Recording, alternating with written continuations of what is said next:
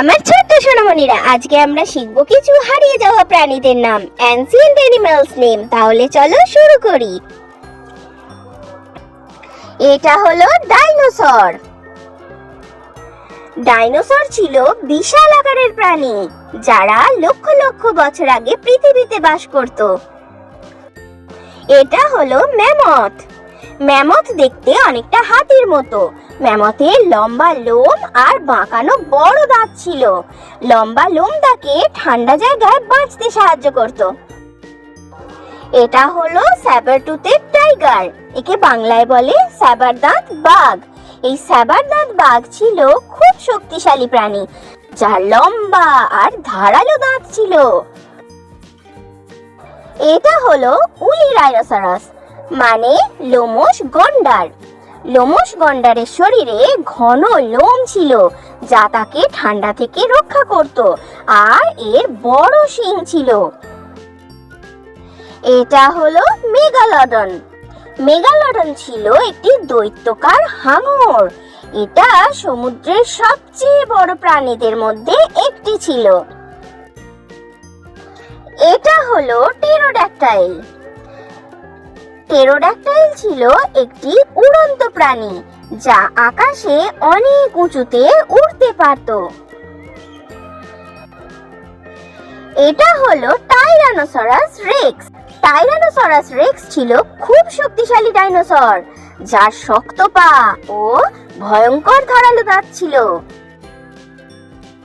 এটা হলো ট্রাইসেরাটপস।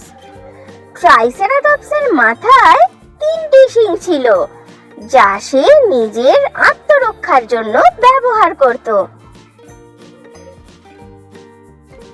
এটা হলো স্টেগোসরাস। স্টেগোসরাসের পিঠে ছিল শক্ত প্লেট, যা তাকে শত্রুর হাত থেকে বাঁচাতো। এটা হলো ভেলোসিরাপ্টর। ভেলোসিরাপ্টর আকারে ছোট হলেও এরা ছিল খুব দ্রুত ও বুদ্ধিমান। এটা হলো আর্কিওপটেরিক্স। আর্কিওপটেরিক্সকে দেখতে পাখির মতো ছিল, তার ডানা এবং পালক ছিল।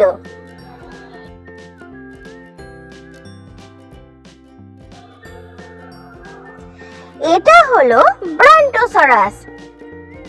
ব্রান্টোসরাসের লম্বা গলা ছিল, যা দিয়ে সে উঁচু গাছের পাতা খেত।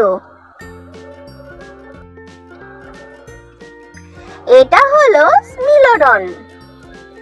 স্মিলোডন ছিল একটি বন্য বিড়াল, যার লম্বা দাঁত ও শক্ত চোয়াল ছিল।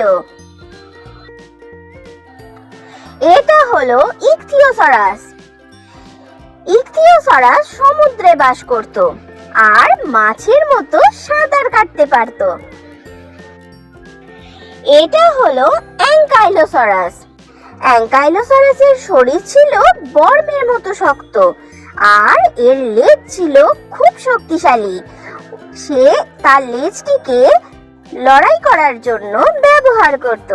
তো সোনামণিরা, ভিডিও ভালো লেগে থাকলে চ্যানেলটা এক্ষুনি সাবস্ক্রাইব করে দাও। Thanks for watching. Bye bye.